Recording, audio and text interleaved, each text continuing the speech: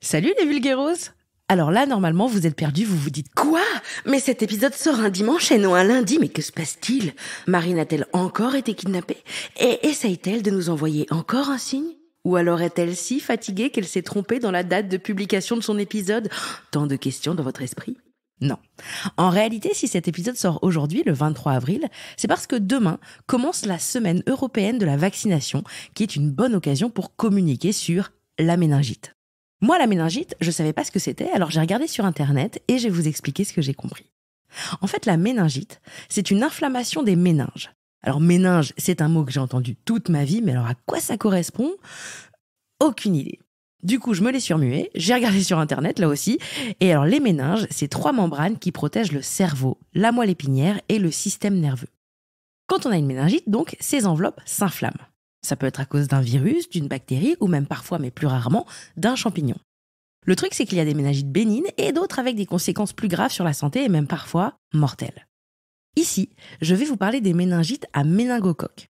Cette maladie, elle reste peu connue et même si elle touche davantage les nourrissons, les jeunes enfants et les adolescents, elle peut toucher tout le monde, y compris les individus en bonne santé. Et en général, quand ça vous tombe dessus, c'est du jour au lendemain. Elle peut faire basculer une vie en quelques heures. C'est la raison pour laquelle j'avais envie de vous parler du podcast Imprévisible, qui est un podcast dans lequel des patients, des parents ou des proches témoignent de leurs histoires. Et je me suis dit, mais quoi de mieux pour vous le faire découvrir que de vous le faire écouter tout simplement. Voici donc pour vous un épisode du podcast Imprévisible, un épisode entier, dans lequel Annie et Patricia racontent leurs histoires. Alors attention, c'est très émouvant, elles ont toutes les deux perdu un enfant, mais leurs témoignages sont importants. Et si elles le partagent, c'est pour faire connaître cette maladie au plus grand nombre et parler des moyens de prévention, comme notamment la vaccination. Je vous laisse donc découvrir ce podcast. Bonne écoute d'Imprévisible, qui est une série de podcasts réalisée en partenariat avec le laboratoire Sanofi. Il est tard, vous êtes fatigué, vous avez mal à la tête, peut-être un peu de fièvre, vous ressentez des courbatures et vous imaginez qu'il s'agit d'un gros rhume ou d'un début de grippe. Mais est-ce que la possibilité d'une méningite vous vient à l'esprit ? Chaque année, environ 500 personnes en France sont victimes d'une méningite à méningocoque. Sans prise en charge rapide, cette maladie imprévisible et foudroyante peut être fatale en moins de 24 heures pour 10% des personnes qui la contractent. Parmi les rescapés, jusqu'à 1 survivant sur 5 souffrira de lourdes séquelles comme une amputation, une surdité ou des troubles cognitifs. Pourtant, malgré leur extrême gravité, les méningites à méningocoque, car il en existe plusieurs types, restent peu connues. Et même si elles touchent davantage les nourrissons, les jeunes enfants et les adolescents, elles restent une menace pour tous. Flavio a 17 ans lorsqu'il contracte cette maladie et le fils d'Annie a 18 ans lorsqu'il en meurt. Vous pourrez entendre leurs témoignages dans cette série de podcasts. Je suis Pascale Pommier de Santi, journaliste spécialisée dans la santé, et dans Imprévisible, nous allons donner la parole à celles et ceux qui ont survécu à une infection à méningocoque ou perdu un proche. Avec beaucoup de courage, ils nous partagent leur histoire, nous racontent ce jour où tout a basculé, nous parlent de leur combat quotidien pour se reconstruire et de leur détermination à faire connaître cette maladie à toutes et tous. Partager leurs témoignages, c'est alerter pour faire connaître les symptômes des méningites à méningocoque pour gagner du temps contre cette infection et sensibiliser aux gestes de prévention. Car chaque nouveau cas est un cas de trop. Pour le premier épisode d'Imprévisible, nous avons rencontré Annie et Patricia. Toutes deux ont perdu un enfant d'une méningite et mènent un combat sans limite pour informer, aider les familles et sensibiliser aux moyens de prévention contre les méningites.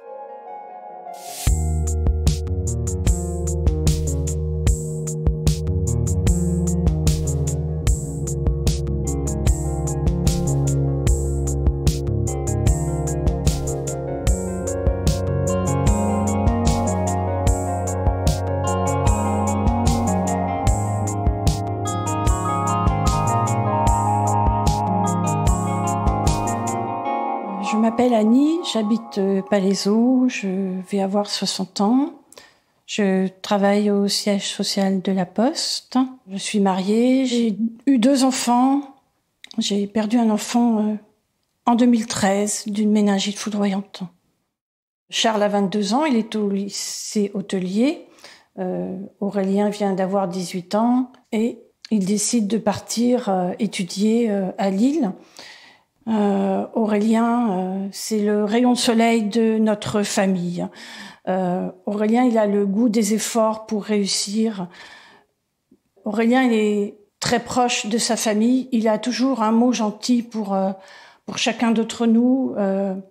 Il a un beau sourire, comme on le sait, puis comme l'ont beaucoup décrit ses amis de lycée. Il a toujours les mots justes.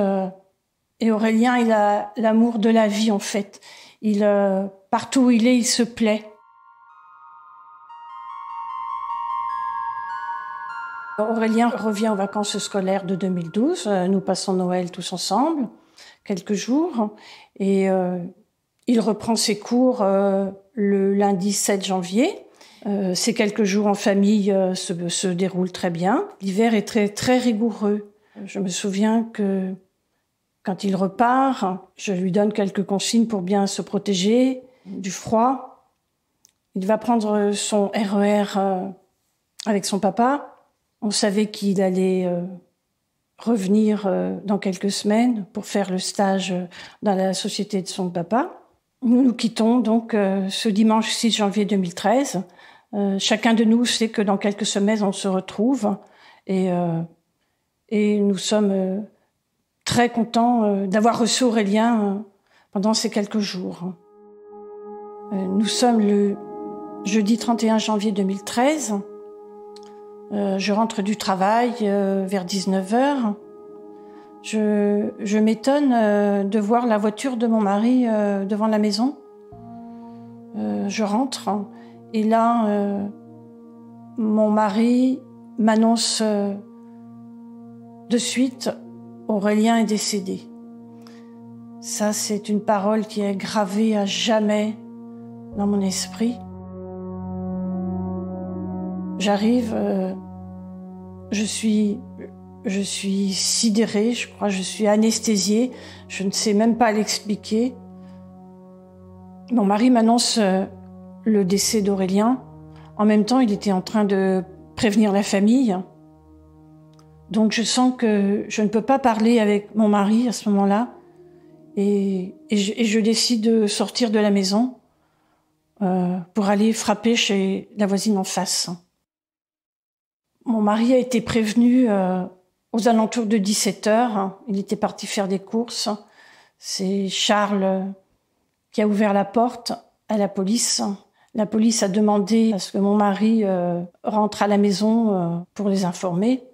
Je crois qu'à ce moment-là, on est tous sidérés. On n'entend plus rien, on est anesthésiés. Tous, bien sûr, avec des questions.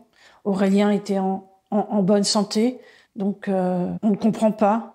Et le soir, il est 22h, donc on ne peut pas avoir d'autres informations.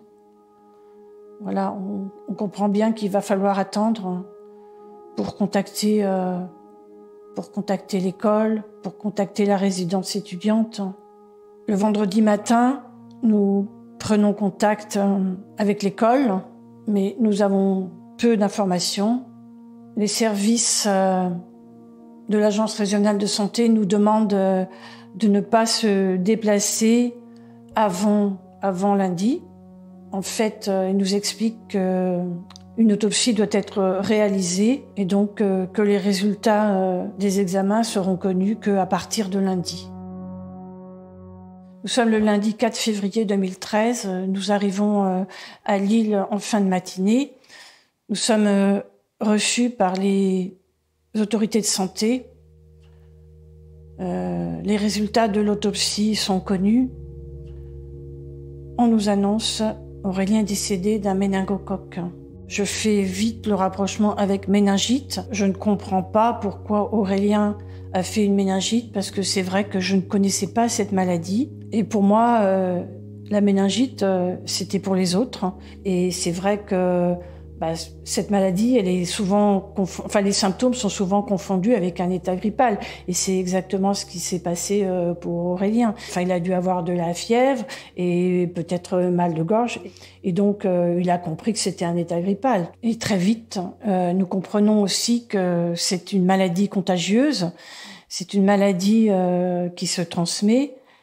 Et donc, on nous explique qu'on va devoir rechercher les cas contacts dans toute la France. On quitte les autorités de santé pour se rendre à la morgue. Là, on est accueillis par un monsieur. Il fait très froid. Nous entrons dans la salle pour embrasser notre petit Aurélien. Nous avons ces masques. On ne comprend même pas pourquoi on a des masques. Parce qu'on a envie de l'embrasser. On a envie de le serrer dans les bras. C'est tellement irréel. Nous nous rendons à l'école pour rencontrer le directeur de l'école et un certain nombre d'enseignants d'Aurélien. Nous sommes aussi accueillis par 3 amis d'Aurélien, 3 amis proches, 3 amis qui étaient à la même résidence étudiante.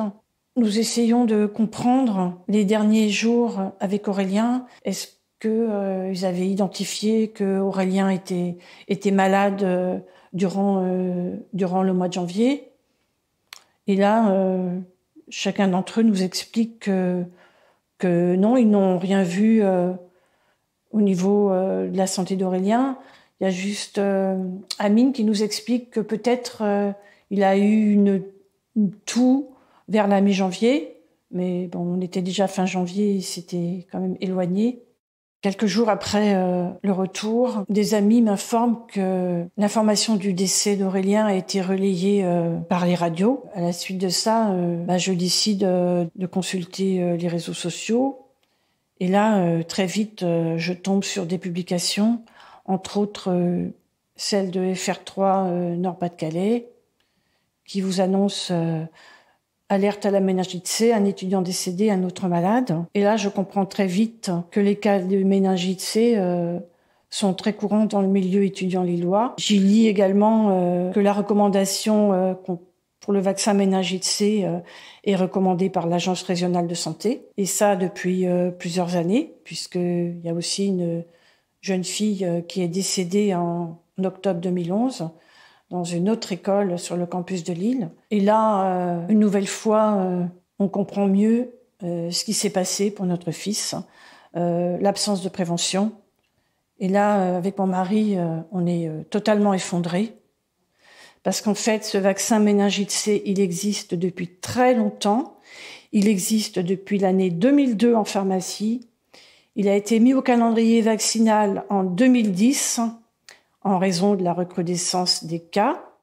Mais il faut savoir qu'il y a encore toute une cohorte de jeunes étudiants, de jeunes adultes qui ne sont pas vaccinés. Donc, il y a encore beaucoup de prévention et d'information à réaliser pour protéger les jeunes. Avec cette sensibilisation à la vaccination, nos enfants auraient été vaccinés. C'est un drame qui aurait dû être évité parce que plus de prévention était possible. Devant ce drame, mon souhait, il est très rapidement de rencontrer les autorités de santé pour les alerter et surtout mettre en place des actions de prévention, des actions de bon sens, je dirais même, pour protéger les enfants. En fait, la méningite, elle touche des enfants, des adolescents, des jeunes adultes en bonne santé, sans aucun signe précurseur. J'écris un courrier au ministère de la Santé dès février 2013. Mais ce courrier, je le prépare, mais je ne l'envoie pas puisque je suis hospitalisée pendant un certain temps. Je reprends ce courrier en fin d'année. J'ai des échanges avec le ministère de la Santé en début d'année 2014 et je suis reçue en juin 2014. À la fin de ce rendez-vous, je pense que j'ai été entendue. Quelques semaines passent. Dès octobre 2014, il y a une campagne de sensibilisation à la vaccination qui est réalisée sur le campus de Lille. Donc, c'est une certaine satisfaction. Je sais que notre drame sera peut-être évité pour cette nouvelle année.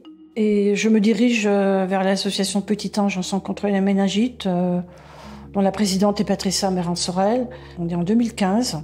Et parallèlement, j'ai aussi compris que la prévention, elle se fait bien sûr dans les cabinets de médecins, de pédiatres, dans les pharmacies. Elle se fait sur le terrain, mais elle se fait aussi sur les réseaux sociaux. Ce combat personnel, pour moi, il est tellement évident parce que Aurélien, il ne comprendrait pas qu'on n'informe pas les autres enfants. C'est pour ça que j'informe, que que je suis aussi déterminée pour informer les autres familles.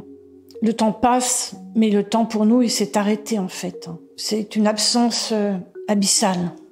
Il manque à tous.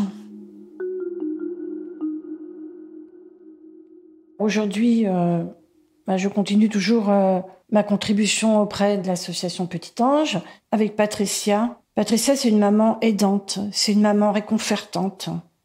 J'ai eu beaucoup d'écoute avec elle, beaucoup de soutien. Patricia, elle a la même peine que moi, mais on n'a qu'un souhait unique toutes les deux, c'est de faire de la prévention pour que notre drame n'arrive plus jamais.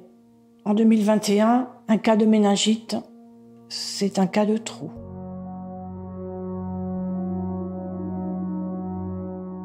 Je m'appelle Patricia Méransorel et je suis présidente de l'association Petit Ange Ensemble contre les méningites et également cofondatrice du collectif Ensemble contre les méningites.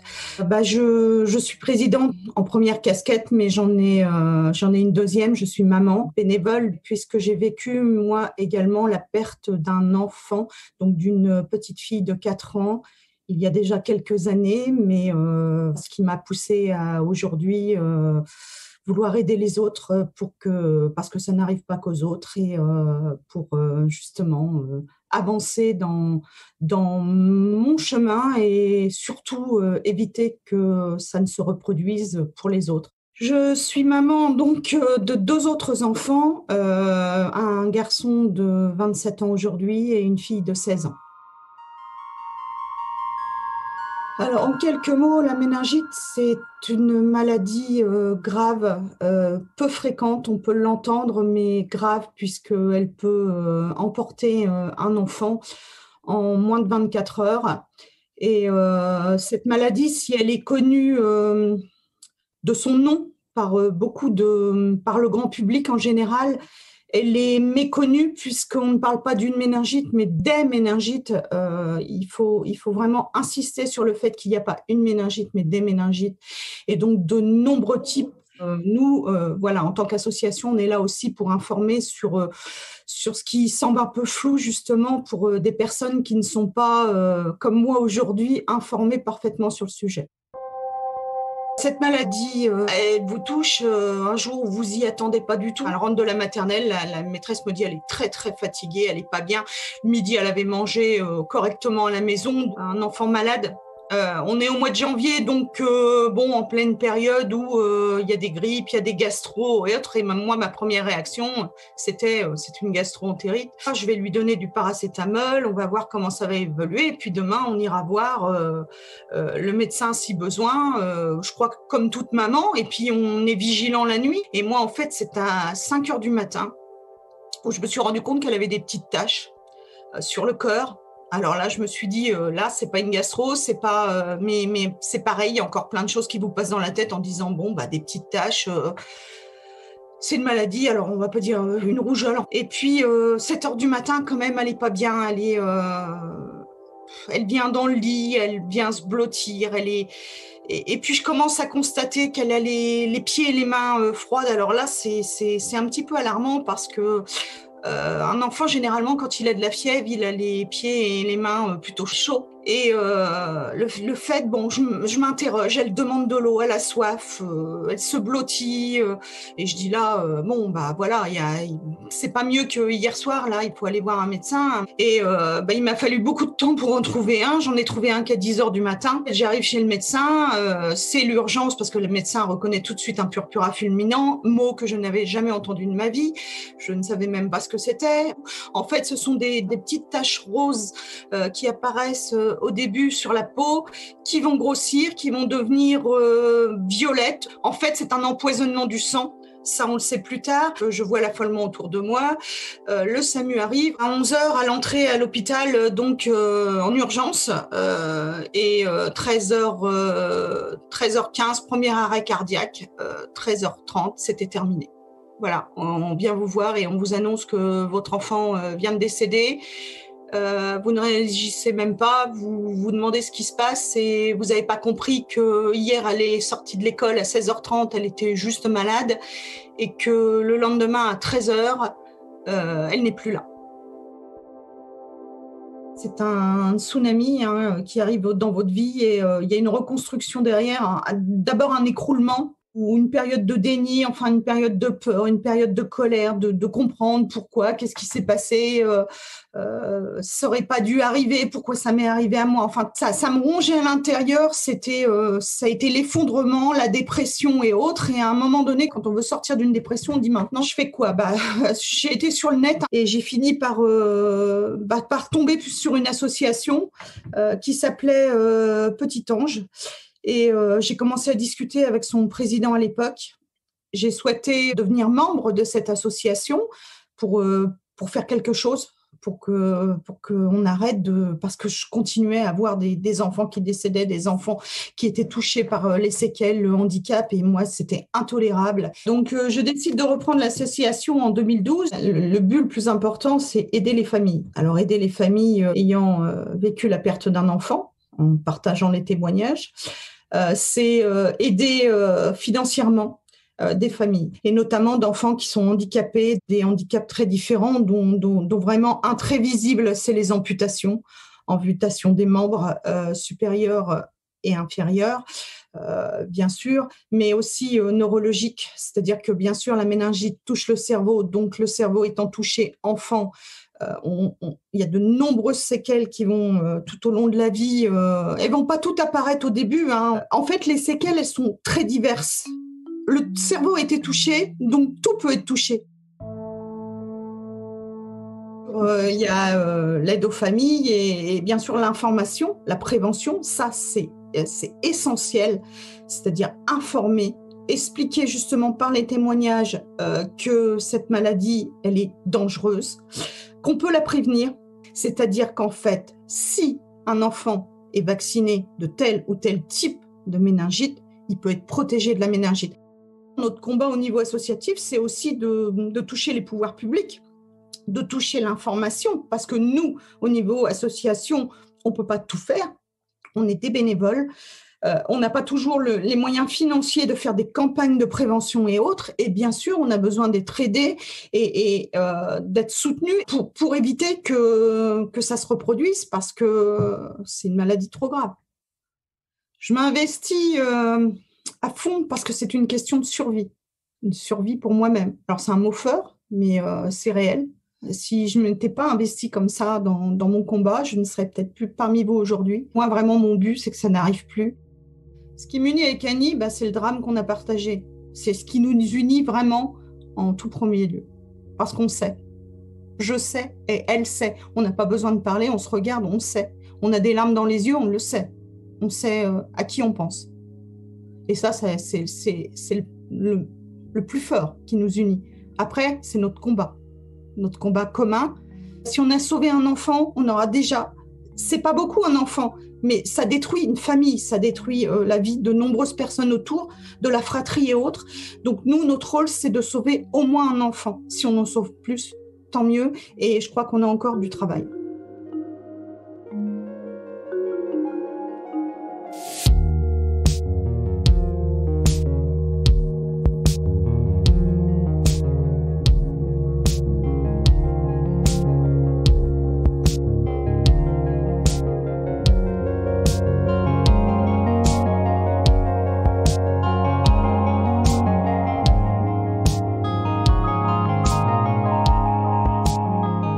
Vous venez d'écouter Imprévisible, un podcast réalisé en partenariat avec Sanofi Pasteur. Merci aux associations Petit Ange et Audrey pour leur travail de sensibilisation sur les méningites et leur participation à ce podcast. Les interviews de cet épisode et la prise de son ont été réalisées par Jeanne-Marie Desnos. La réalisation, le montage et la composition musicale sont signés Marine Kéméré. Audrey Largouet est la chargée de production d'Imprévisible en collaboration avec Emmanuel Lyonnais-Paco de l'agence Babel. L'enregistrement et le mixage ont été réalisés par le studio La Fugitive. Imprévisible est à retrouver là où vous aimez écouter vos podcasts. Vous pouvez nous laisser des étoiles, des commentaires et surtout en parler autour de vous.